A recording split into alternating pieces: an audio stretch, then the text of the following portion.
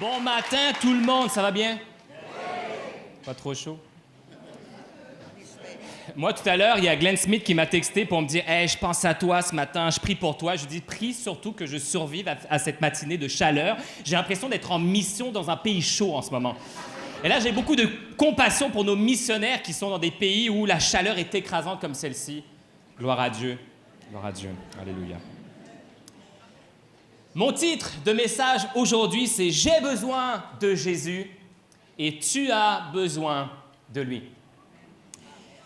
Pour ceux et celles qui ne le savent peut-être pas, les enfants, en règle générale, ont besoin de routine. Est-ce que vous le saviez?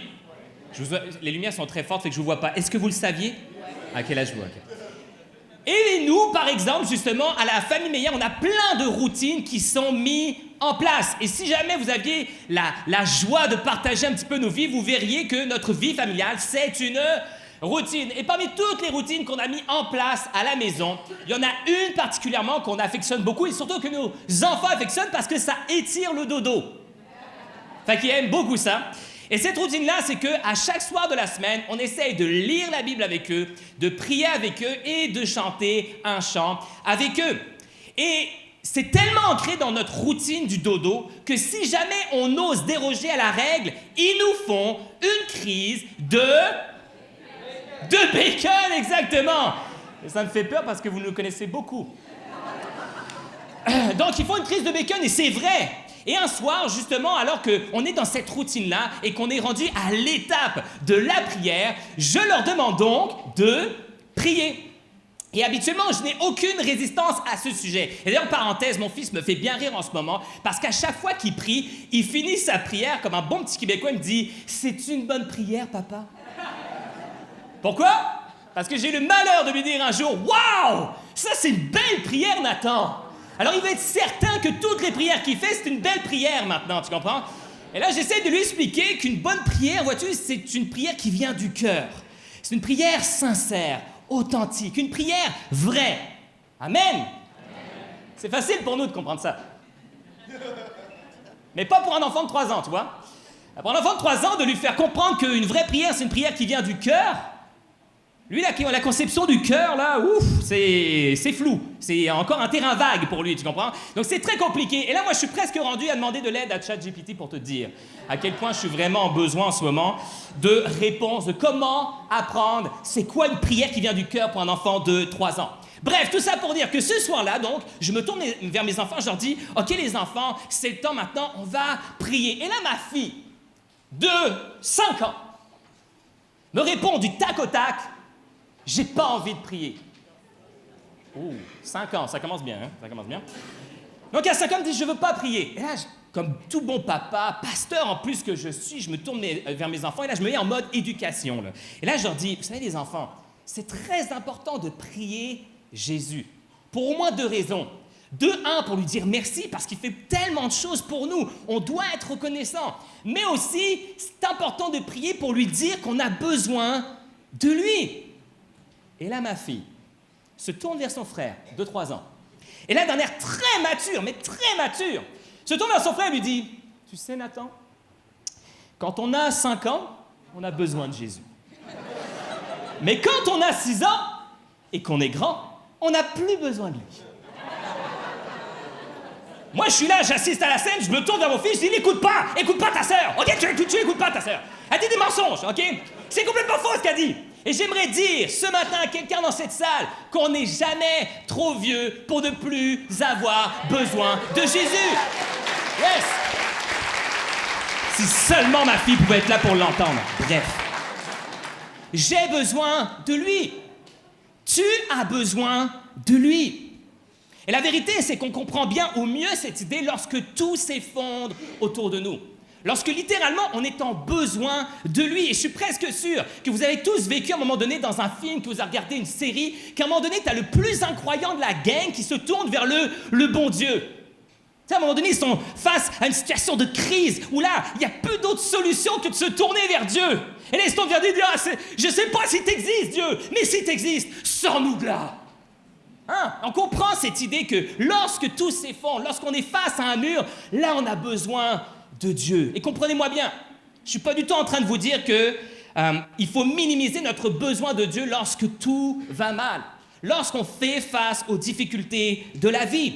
Surtout que je crois qu'en réalité, les épreuves qui nous arrivent sont justement là pour nous rappeler qu'on a besoin de lui.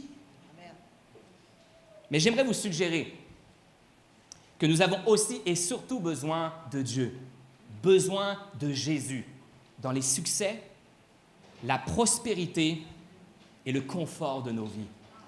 On a particulièrement besoin de Jésus dans ces sphères-là. Tu es dans une saison paisible, tu es dans une saison tranquille, sans problème ou défi majeur à l'horizon. Tu te sens capable de tenir les rênes de ta vie, capable de te débrouiller sans Dieu. J'aimerais te dire, super! Mais watch out.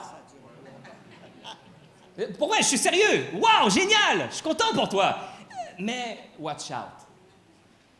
Comme l'exprime si bien J. Oswald Sanders, tous les hommes ne peuvent pas endurer une coupe pleine. L'élévation subite mène souvent à l'orgueil et à la chute. Le test, écoutez bien ça, le test le plus difficile à réussir, c'est celui de la prospérité. Le test le plus difficile à réussir, c'est celui de la prospérité. J'aime beaucoup le livre des Juges dans la Bible. Est-ce que vous connaissez ce livre?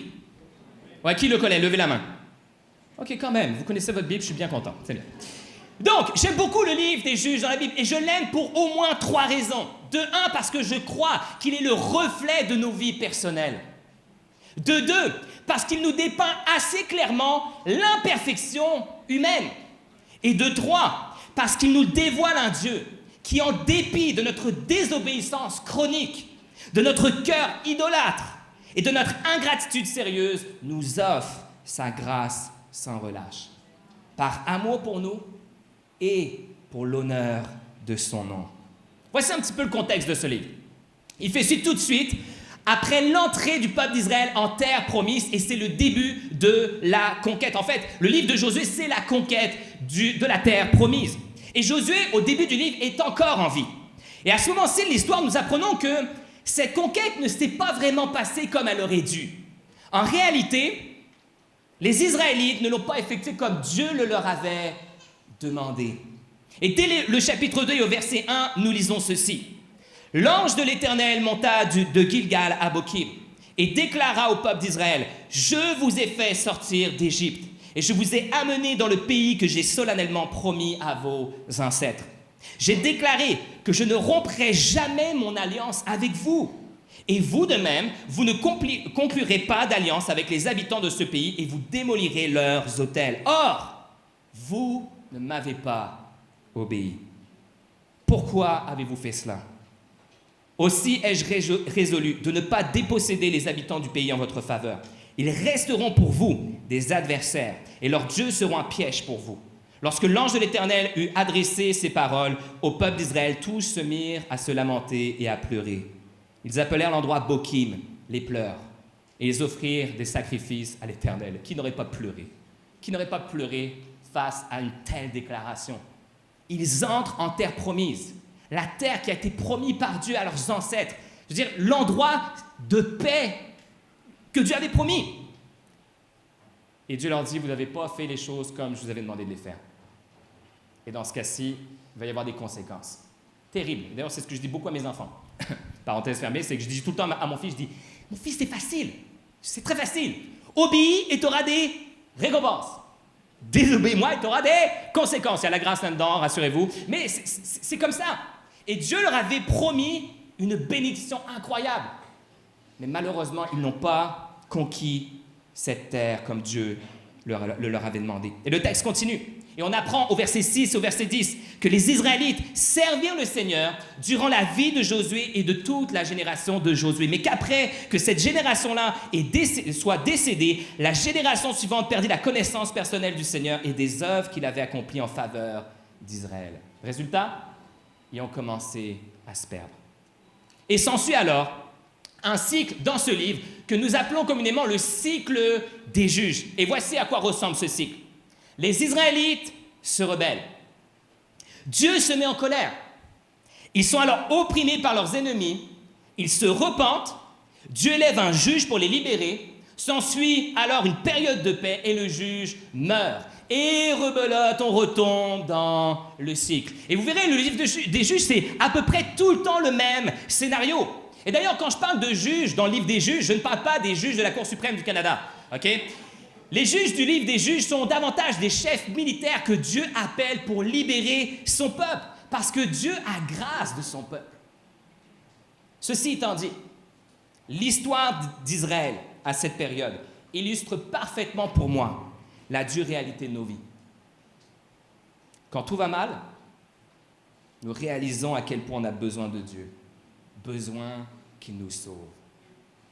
Mais quand tout va bien, nous oublions à quel point nous demeurons dépendants de lui, dépendants de sa grâce dans nos vies. Puis ça, si on est honnête, là, ça c'est nos vies. Et ça c'est le livre des juges. Et ce matin, à partir de l'histoire des juges d'Israël, j'aimerais identifier avec vous 3 raisons pour lesquelles j'ai besoin de Jésus et pour lesquelles vous avez besoin de Jésus, particulièrement au milieu du succès, du confort et de la prospérité de nos vies. Premièrement, pour ne jamais oublier que je lui dois tout. Pour ne jamais oublier que je lui dois tout. Mes succès, mes réussites, mon travail, mon salaire, mes possessions, tout, je lui dois tout. Quand j'étais plus jeune, on aimait beaucoup chanter des chants avant de manger. Est-ce qu'il y en a, vous avez grandi dans une famille comme ça? Je les ai, pour certains, oubliés, mais quoique quand on rentre en France et qu'ils les rechantent, ça revient vite, OK? Mais écoute, à chaque repas, on chantait une chanson. Et il y en avait toutes sortes, mais il y en avait une particulièrement que j'aimerais chanter avec vous ce matin. Mais, ceci dit, je vais avoir besoin de votre aide, OK? Si vous la connaissez, s'il vous plaît, chantez avec moi, comme ça je ne serai pas tout seul à chanter on stage, d'accord? Je peux compter sur vous. Et là, je vais faire de moi un Franck Meyer, mon père, qui à chaque fois qu'il doit chanter un chant public, il fait toujours un truc comme ça. Il fait toujours ça. Donc, papa, si tu me regardes, hein, je vais faire honneur à tous tes signes à chaque fois qu'on a chanté une chanson. Donc, attention, 3, 2, 1, c'est parti. Compte les bienfaits de Dieu, mets-les tous devant tes yeux. Tu verras en adorant combien le nombre en est grand. Et vous êtes bon, on peut s'applaudir. Bravo, gars, bravo. Et croyez-moi, quand on chantait ce genre de chant à table, on y mettait du cœur. On y mettait aussi toutes les voix de chorale qui vont avec, les canons. Tu sais, je veux dire, à chaque fois qu'il y avait ma grand-mère ou mes tantes à table, ils avaient toujours une voix. Ça sort d'où, ça? Fait qu'il y avait toutes les voix de chorale, mais surtout, on le chantait avec cœur parce qu'on avait faim. C'est tout. Non, mais je suis honnête, on le chantait avec cœur parce qu'on avait faim. La vérité, c'est que je faisais pas attention aux paroles de ce chant. Je le chantais pour manger. Et pourtant, ouais, je suis honnête. Et le nombre de chants, guys, ok, je fais une parenthèse, le nombre de chants qu'on chante des fois le dimanche matin à l'église, qu'on les chante parce qu'on les connaît, hein. Mais tu fais plus attention aux paroles. Et c'est exactement ça. Et un jour, je me suis repositionné par rapport à ce chant. Et là, j'ai commencé à faire attention aux paroles. Et c'est fou comment ces paroles-là sont vraies. Lorsque tu prends le temps de t'arrêter, que tu mets tous les bienfaits de Dieu devant tes yeux, tu peux que l'adorer. Tu peux que l'adorer. Tu peux que être dans la reconnaissance et réaliser à quel point tu lui dois tout. Dernièrement, on a eu une discussion avec ma femme par rapport à un don qu'on veut faire. Et dans un monde où on t'encourage à l'enrichissement personnel, ça paraît pas faire beaucoup de sens. Limite, ça paraît faire pas de sens du tout. Mais voici pourquoi on a à cœur de faire ce don-là. Parce que nous croyons, de un, que c'est la volonté de Dieu. On croit aussi que Dieu nous donne l'occasion de faire un don pour se détacher de l'argent, de détacher nos cœurs de l'argent. Et ça, c'est quelque chose que je dis tout le temps aux enfants. Je dis, vous savez quoi? Voici un des bénéfices de la générosité. Pas s'attacher à l'argent. Pas s'attacher à l'argent. Et la troisième chose, c'est parce que je nous rappelle toujours, et voici où est-ce que je veux en venir. Je nous rappelle toujours dans ces moments-là que tout ce qu'on a, c'est Dieu qui nous le donne. Tout ce qu'on a, c'est Dieu qui nous le donne. des fois, on est comme un petit peu, ah non, mais on le fait-tu, on le fait pas, mais est-ce qu'on réalise? Tout ce qu'on a, toutes nos richesses, toutes nos bébelles, c'est Dieu qui nous les donne. Ça ne veut pas forcément dire qu'il a donné son accord pour qu'on achète tout ce qu'on a acheté, au passage, d'accord, ok? Mais la vérité, c'est que tout ce qu'on a, c'est Dieu qui nous le donne. Moi, je suis arrivé au Québec avec 2 valises. Et la conviction que Dieu m'appelait à venir ici. C'était ça ma réalité lorsque je suis arrivé ici. Cette année, je vais fêter mes 12 ans dans la province. Oui, ça se fait, ça se fait. Oui, ma femme a pitié de moi, elle voit que ça dégouline de partout, là. Merci. Je vais être correct encore, là. Je vais essayer d'économiser le papier. Après 12 ans, Dieu me fait la grâce de servir dans son Église à temps plein dans le ministère jeunesse. Je ne sais pas si vous réalisez, moi je le sais parce que je connais bien le ministère jeunesse en francophonie, on est une poignée de personnes à être rémunérées pour ce qu'on fait. Une poignée de personnes. Moi, je réalise le privilège que j'ai, que la Chapelle me fait suffisamment confiance, que la Chapelle croit suffisamment dans le ministère jeunesse pour payer quelqu'un pour s'occuper des jeunes. Merci Seigneur. Yes. Après 12 ans, j'ai une femme et des enfants que j'aime infiniment. Je suis aimé par ceux et celles qui partagent nos vies. J'ai toujours de la nourriture sur ma table. J'ai une maison avec du mobilier. Je vis dans un pays libre. Est-ce que tout ça, c'est moi? Est-ce que tout ça, c'est mes efforts? Est-ce que tout ça, c'est mon travail? Attends, comprenez-moi bien, je ne suis pas en train de dire que Dieu n'est pas pour le travail, n'est pas pour les efforts. Dieu veut qu'on soit actif dans la vie. Il veut qu'on travaille. Dieu honore le travail. Mais je choisis de croire que tout ce que j'ai ne m'a été donné que par grâce. Puis, voici la raison. C'est pas parce que Jérémie Meyer s'est levé un matin en disant « Oh ouais, je pense que ça serait une bonne idée de le croire. » Non, c'est parce que c'est ce que la parole de Dieu m'enseigne. Regardez le livre de Job, la déclaration de Job qui dit « L'Éternel a donné, l'Éternel a repris, que le nom de l'Éternel soit béni. » L'air de dire « Il n'y a rien à moi, rien m'appartient. Si l'Éternel décide demain de tout me reprendre, il a le droit. » T'imagines? C'est fou quand tu réalises ça. Il a le droit. Pourquoi? Parce qu'il t'a tout donné. Il n'y a rien qui t'appartient. Et c'est de réaliser qu'en réalité, je ne suis pas propriétaire de ce que je possède. Je suis juste un intendant. Dieu me confie des choses. Je suis un intendant de ces richesses-là. Et c'est hyper important que je le rappelle intentionnellement à mon cœur. Parce que ça, on l'oublie facilement. Je lui dois tout. Tu lui dois tout. Chose que bon nombre de juges semblent avoir rapidement oublié au milieu de leur prospérité. Deuxièmement, pour refuser dans ma vie le mensonge de la suffisance. Tourne-toi vers la personne à ta droite et à ta gauche, l'une ou l'autre, tu choisis. Et tu vas lui dire, écoute, je ne veux pas être vexant, mais tu n'es pas suffisant. Voilà, tu n'es pas suffisant, je suis désolé, voilà.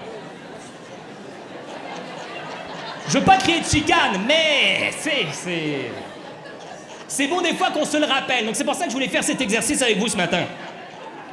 La vérité, c'est qu'on a beaucoup de misère à intégrer cette réalité dans nos vies. On a beaucoup de misère, et ce, depuis qu'on est petit.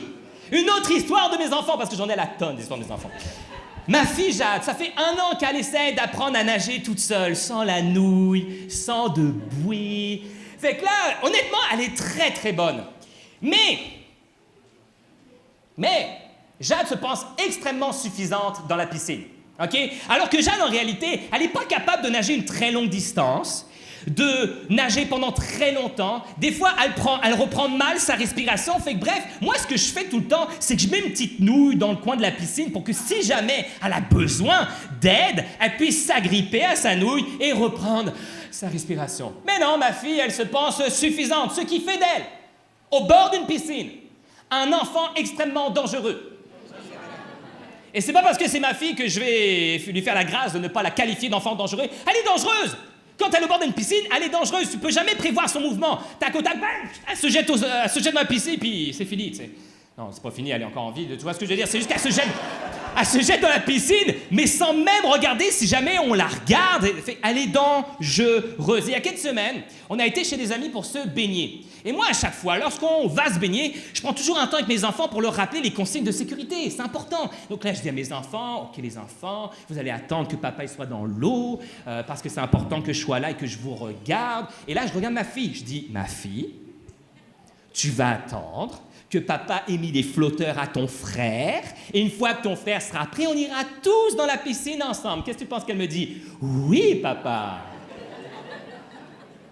Et là, elle se met assise sur le bord de la piscine, donc moi, je lui fais confiance, je mets les flotteurs de son frère. Tout d'un coup, j'entends un plouf.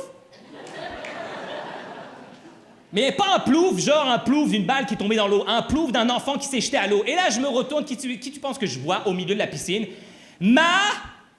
Oui, c'est ma fille, il n'y avait pas de piège là-dedans. C'est ma fille que je vois au milieu de la piscine. Et là, je la vois hyper confiante en elle, oui, exactement, confiante en elle-même, qui essaie de reprendre sa respiration au milieu de l'eau, et ça ressemblait un peu à ça. Tu sais, elle essaye tant bien que mal de récupérer sa respiration.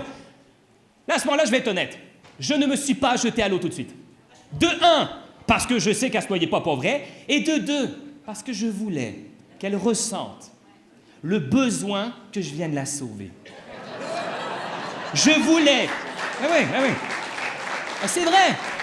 Je voulais qu'elle réalise, au moins quelques petites secondes, qu'elle n'est pas suffisante, qu'elle a encore besoin d'aide, que même si elle est bonne, qu'elle se pratique bien, que je suis capable de la laisser aller quand je suis dans l'eau avec elle, etc., mais toute seule, sans la surveillance de personne, elle n'est pas suffisante. Et pourtant, elle s'attache à le croire vigoureusement. On rit, mais on est comme ça. On est comme ça. La plupart du temps, on se croit suffisant. Alors oui, attention, on fait des belles prières à Dieu.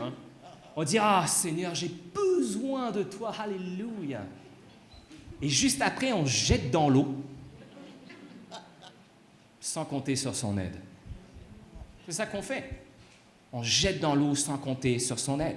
Jésus déclara en Jean 15, verset 5, « Sans moi, vous ne pouvez rien faire. » Traduction, vous n'êtes pas suffisant. C'est pas que Jésus est en train de dire littéralement, hey, sans moi dans ta vie, tu peux rien faire du tout, tu peux pas te brosser les dents, tu peux pas te coiffer. Non, c'est pas ça que Jésus est en train de dire. Ce que Jésus veut dire, c'est que sans moi, vous ne pouvez pas porter le fruit que je vous appelle à porter. C'est impossible. Vous ne pouvez pas. Et ce fruit, c'est notamment le fruit de son esprit. L'amour, la joie, la paix, l'amabilité, la patience, la bonté, la fidélité, la douceur, la maîtrise de soi. Et on pourrait ajouter à cette liste le courage, la foi. Est-ce que tu es capable, toi, de produire ces choses-là par toi-même? Es-tu capable? Parce que moi, je ne suis pas capable. Je ne suis pas capable. Je ne suis pas capable de les produire tels que Dieu les voit. Je ne suis pas capable de les produire tels que Dieu les manifeste. Sans Dieu, sans Jésus dans ma vie, j'y arrive pas. Et pourtant, j'ai essayé. J'ai essayé. Et la vérité, c'est qu'encore aujourd'hui, des fois, je ne m'en rends pas compte, mais j'essaye encore.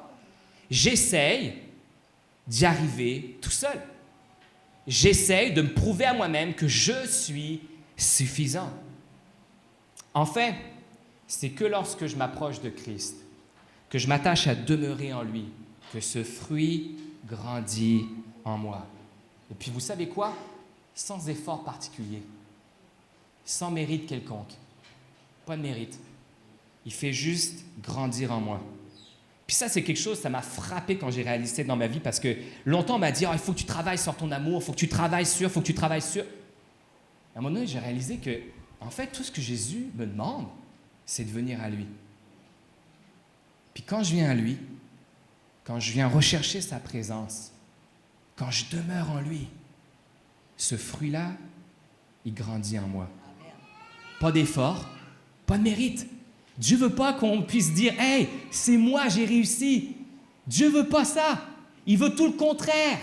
Il veut que tu dises « Ah, j'ai pas réussi tout seul. Il a vraiment fallu que Dieu m'aide. Ça, je n'étais pas capable. Mais par la grâce de Dieu, par sa force, j'ai réussi. » Je ne sais pas vous, je ne sais pas si vous avez remarqué, Mais lorsque tout va bien, on éprouve moins le besoin de venir à Jésus. Même si on sait pertinemment les bénéfices qu'on a d'être en sa présence. Parce que qui a besoin de patience lorsque notre patience n'est pas éprouvée? Qui a besoin de paix lorsque tout semble paisible autour de nous? Qui a besoin d'amour lorsqu'il n'y a personne de mal aimable autour de nous? J'allais dire mal aimé, non, ça marche pas. Quand il n'y a personne de mal aimable autour de nous, c'est qui a besoin d'amour? C'est facile d'aimer ceux qui t'aiment. Très facile, Jésus l'a dit. Il dit, par contre, Jésus, il pousse le bouchon un peu plus loin, tu comprends? C'est toi, il faut que tu aimes tes ennemis. Et là, tu vas manifester un amour véritable. Ouf, ouf. Ben, tu vois, ce genre d'amour-là, quand tout va bien, on ne ressent pas le besoin de le manifester particulièrement. Je ne me ressens pas le besoin de venir à Jésus pour aller justement produire ce fruit-là en moi. Et on surfe sur la vague des pâles copies du fruit de l'esprit. On va chercher notre amour, notre joie, notre paix et tout le reste ailleurs. Partout, sauf au pied de Jésus. Partout, sauf en sa présence. Qu'on soit conscient ou non, on essaie de le remplacer par tout ce qui n'exige pas de nous quelque chose. On va aller chercher toutes ces choses vers quelque chose qui n'exige justement rien de nous. Tout ce qui n'exige pas de nous un véritable abandon de soi, une humilité profonde et une soumission totale. Car dans le fond, lorsque tout va bien, on ne veut pas que Jésus soit Seigneur de nos vies. C'est ça la vérité. On ne veut pas se l'avouer, mais c'est vrai. Quand tout va bien, on ne veut pas que Jésus soit Seigneur de nos vies. On veut garder notre vie pour nous tout seuls. C'est ça la réalité quand tout va bien. Sauf que l'épreuve surviendra à nouveau, tôt ou tard. Et elle révélera l'état de notre âme. Elle révélera la valeur de notre foi. 1 Pierre, chapitre 1, versets 6 à 7. Les épreuves servent à éprouver la valeur de notre foi. Le feu du creuset n'éprouve-t-il pas l'or qui pourtant disparaîtra un jour? Pourtant, votre foi qui a résisté à l'épreuve a une valeur beaucoup plus précieuse. Elle vous vaudra louange, gloire et honneur lorsque Jésus-Christ apparaîtra. Retiens bien ceci. Si tu dois retenir une chose de ce message ce matin, tu peux en retenir plein d'autres, mais s'il y a une chose qu'il faut que tu retiennes, c'est ce que je vais te dire là. Parce que pour moi, lorsque j'ai commencé à écrire ce message, lorsque j'ai commencé à mettre ça devant Dieu, c'est ça qui m'animait. Pour moi, premièrement, c'est ça qui m'animait derrière ce message. Apprends à dépendre de Dieu dans ta réussite et ta prospérité pour ne pas te perdre dans l'épreuve. OK, je vais juste la redire. Apprends à dépendre de Dieu dans ta réussite et ta prospérité pour ne pas te perdre dans l'épreuve. Des fois, on est un peu fou. On attend que l'épreuve survienne, mais on ne se prépare pas à l'épreuve. T'as-tu remarqué? On ne se prépare pas à l'épreuve. On ne saisit pas l'opportunité que Dieu nous donne dans une saison paisible de nous préparer, de préparer notre cœur à ce que justement une épreuve va survenir parce qu'elle va toujours venir. C'est pas pour rien qu'au mariage, on te dit pour le meilleur et pour le pire. Parce qu'il va arriver à un moment donné le pire. Il faut que tu sois prêt. Il faut que tu sois prêt, mais quand est-ce que tu te prépares pour le pire? Quand ça va bien. Quand ça va bien. Parce que justement, lorsque ça va mal, là, tu réalises là, la valeur de ta foi. Tu réalises la force de ton âme, ton courage. Tu réalises le fruit de l'esprit dans ta vie. Et souvent, le bilan qu'on fait, c'est ouf. Il a arrêté de grandir, hein? Il a arrêté de grandir. J'ai l'impression que je ne le manifeste pas comme je l'ai déjà manifesté. Dieu veut qu'on manifeste son fruit. Et ça se passe dans les temps où tout va pour le mieux. Je ne suis pas suffisant. Tu n'es pas suffisant. Ce que beaucoup de juges et d'Israélites avec eux semblent avoir perdu de vue au milieu de leur faux semblant de paix. Troisièmement et pour finir, pour ne pas tomber dans le péché d'idolâtrie. En réalité, on ne peut pas parler du livre des juges sans parler d'idolâtrie. C'est impossible, ça va ensemble. C'est d'ailleurs la raison principale pour laquelle Dieu ne voulait pas que les Israélites concluent d'alliance avec les Cananéens, parce qu'ils savaient que ces peuples deviendraient pour eux une occasion de chute dans leur foi. À l'époque des juges, l'idolâtrie prenait la forme d'idoles physiques, pour lesquelles offrandes et sacrifices étaient donnés. On a souvent d'ailleurs assumé qu'Israël, lorsqu'il se détournait de Dieu, il l'abandonnait complètement pour se tourner vers des idoles. Il se détournait du Dieu d'Abraham, d'Isaac et de Jacob. Mais, chose très intéressante, plusieurs commentateurs bibliques, dont le défunt Timothy Keller, avancent qu'en réalité, Dieu n'était pas complètement oublié. En réalité, le cœur des Israélites était partagé. Ça commence déjà à faire mal un peu, hein? Timothy Keller le dira ainsi, dans son livre « Judges for You ». Les Israélites n'avaient pas complètement rejeté Dieu comme leur Dieu, mais ne l'avaient pas non plus accepté comme tel. Ce cœur partagé est dépeint dans le livre des Juges comme un composé instable. Finalement, soit notre vie tout entière est offerte à Dieu avec amour, reconnaissance et obéissance sincère, soit elle ne l'est pas. Une moitié d'obéissance, comme nous le voyons dans ce livre, a toujours tendance à tendre vers une désobéissance tout court. Et ce, essentiellement, toutes les fois où les Israélites ont déclaré « Nous ne pouvons pas être fidèles. C'est plus fort que nous. » La réponse de Dieu fut « Vous ne le voulez pas. » Aïe. Ça, là, c'est le genre de passage, quand je lis, je m'arrête au moins 15, 20, 30 minutes, 1 heure, puis je vais juste m'arrêter là-dessus. Tellement ça fesse, tellement ça fait mal de réaliser que c'est tellement vrai. C'est tellement vrai. Sommes-nous réellement désobéissants à Dieu parce que nous ne sommes pas capables de lui être obéissants? Est-ce que c'est vrai, ça? Est-ce qu'il existe une vraie raison de ne pas lui obéir? Moi, si je suis honnête avec vous ce matin, j'ai jamais de bonne raison. Et lorsque j'essaye de m'en convaincre, c'est parce qu'en réalité, je ne veux pas soumettre ma volonté à Dieu. Quand j'essaye de me convaincre du contraire et que j'essaye de trouver une bonne raison à Dieu, mais tu vois, mais si je garde ça dans ma vie, c'est pour telle raison. C'est juste parce que je ne veux pas soumettre ma volonté à Dieu. Moi, ce que je veux en réalité, c'est avoir Jésus et avoir mes idoles. Ce que je veux, c'est les deux. Tout comme les Israélites à l'époque du livre des Juges. Ils ne voulaient pas complètement abandonner Dieu.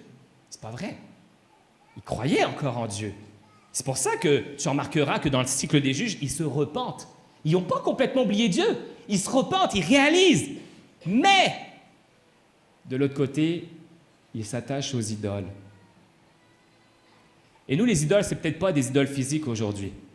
Mais crois-moi, et je crois, qu'aujourd'hui, on est bien plus idolâtres que eux ne l'étaient à l'époque.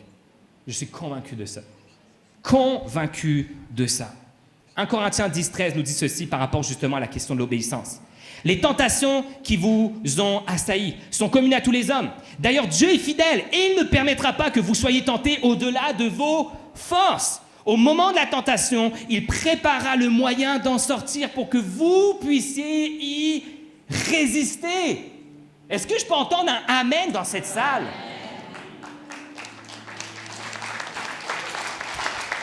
Écoute-moi bien, c'est hyper important que tu comprennes ça. Et que surtout, tu refuses les pensées qui essayent de te convaincre du contraire. Dieu ne nous mettra jamais dans une position où nous ne pouvons pas lui obéir. Ça n'arrivera pas. Il ne te mettra jamais dans une position que tu ne peux pas obéir. Et des fois, on regarde à la vie de Jésus, on dit « Ouais, mais lui, c'était Jésus. » Non, c'est parce que Jésus, il dépendait pleinement de Dieu. Et c'est à ça qu'on est appelé, à dépendre toujours plus de lui. En réalité, il n'existe pas vraiment de « je ne peux pas ». Et si nous croyons le contraire, c'est peut-être parce que justement, notre réponse à Dieu par rapport à cela, par rapport à l'obéissance, c'est qu'on base notre obéissance sur nos efforts à nous. On base notre obéissance sur nos efforts à nous, plutôt que de compter sur sa grâce, plutôt que de compter sur sa force. On est tous idolâtres. Et si tu penses que c'est pas vrai, je voudrais que tu te poses 3 questions ce matin, honnêtement. Puis je suis convaincu d'une chose. Quand tu vas peut-être poser ces 3 questions-là, il y a des affaires qui vont monter à la surface. Puis là, ça va commencer à faire mal. OK? C'est normal, c'est correct. Dieu ne veut pas qu'on garde nos idoles. Dieu veut qu'on les mette en lumière et qu'on prenne la décision, non, Seigneur, c'est à toi que je vais être fidèle. C'est à toi que je vais être fidèle. Voici les 3 questions. 1. Qu'est-ce qui, sans te demander d'effort, occupe tes pensées quand rien ne requiert ton attention? Dit autrement, l'archibishop William Temple a dit ceci un jour. Ta religion, c'est ce que tu fais de ta solitude. Qu'est-ce que tu fais quand tu es tout seul? Qu'est-ce que tu fais quand personne ne te regarde, que tu as du temps pour toi? Qu'est-ce que tu fais? Ta religion est ce que tu fais de ta solitude. Deuxième question. Où est-ce que tu investis ton argent? On l'aime moins, celle-là, hein? Mais c'est vrai. Si on est honnête, où est-ce que tu investis ton argent? Matthieu, chapitre 6, 21 dit « Car là où est ton trésor, là aussi sera ton cœur. » C'est Jésus qui dit ça. Il dit « Regarde où est-ce que va ton argent. Où est-ce que tu investis ton argent. Puis tu vas voir où est-ce qu'est ton cœur. » Puis des fois, on va chercher des bonnes raisons. Puis je ne suis pas là en train de vous dire « Vous n'avez pas le droit, par exemple, d'investir pour vos enfants. » C'est pas ça que je dis. Mais des fois, ça pourrait que tes enfants soient tes idoles. Ça se peut. Ça se peut. Est-ce que Dieu demeure souverain, Seigneur de ta vie? Troisième question. Quels sont les domaines, les choses de ta vie qui font ressortir le pire de toi? Les choses qui te font réagir. Que quand tu te regardes, tu sais, des fois, on aimerait tous des fois avoir une caméra cachée où on pourrait se revoir, ou en fait, on ne veut pas finalement, on n'est pas sûr de vouloir. Mais tu sais, on peut revoir la scène et là, on se voit réagir. Et là, si on est honnête, moi, j'ai déjà fait l'exercice, je me suis dit, mais comment je me trouverais poche? Si je me regarderais une vidéo de moi qui a réagi là, je serais comme, mais c'est qui ce gars? Clairement pas un pasteur. Clairement pas un pasteur. C'est quoi qui te fait le plus réagir? Que quand tu réagis, tu te dis, mais coudonc, c'est quoi ça? C'est pas normal. Il y a peut-être anguille sous roche. Ces 3 questions. Qu'est-ce qui, sans te demander d'effort, occupe tes pensées lorsque rien d'autre ne requiert ton attention? Où est-ce que tu investis ton argent? Quels sont les domaines, les choses de ta vie qui te font le plus réagir? Et lorsque tu te poses honnêtement ces questions-là, tu vas les identifier, tes idoles. Puis je vous ai dit, ça fait mal. Ça fait mal. Mais c'est ce que Dieu nous demande. Parce que Dieu n'a jamais dit « Hey, c'est correct que vous ayez un cœur partagé, guys. C'est correct. Je suis prêt à vivre avec. » On aime ça, hein, chanter le chant Donne-moi un cœur tout entier. On aime le chanter, hein? Regarde les paroles. Donne-moi un cœur tout entier. Pas un cœur partagé. Dieu ne veut pas de ton cœur partagé. Ce qu'il veut, c'est ton cœur tout entier. Puis là-dedans, Dieu fait grâce. C'est pas qu'on est parfait. Moi, j'y arrive pas. J'arrive pas à lui donner un cœur tout entier. Je suis en processus je veux grandir là-dedans. J'arrive pas. Des fois, je tombe. Mais c'est correct, sa grâce est là. Sa grâce est là et je me relève. Et je dis, let's go, on continue. On continue. En conclusion, j'ai besoin de Jésus. Tu as besoin de Jésus. Pour ne jamais oublier que nous nous devons tout. Pour refuser dans nos vies le mensonge de la suffisance. Pour ne pas tomber dans le péché d'idolâtrie. Et je finirai par une citation de Timothy Keller encore. Nous avons besoin de nous souvenir que nous sommes sauvés par grâce lorsque nous échouons. Mais nous avons besoin de nous en souvenir bien plus lorsque nous réussissons. La croix est le lieu où l'on trouve la liberté de s'accepter sans fierté, sans orgueil, et de se challenger sans culpabiliser. C'est ces 2 aspects-là. Tombe pas dans la culpabilisation, mais tombe pas non plus dans le non-challenge, que tu veux plus rien de ta relation avec Dieu, tu veux plus rien lui abandonner. Tu t'es dit, je m'assois sur ce que je lui ai donné il y a 20 ans. Je suis correct. Non. Dieu veut qu'on meure à nous-mêmes. Pas pour nous faire souffrir, pour qu'on puisse le gagner lui. Et croyez-moi, il n'y a pas de plus grand bénéfice dans nos vies que de gagner Christ. On prie ensemble? Yes?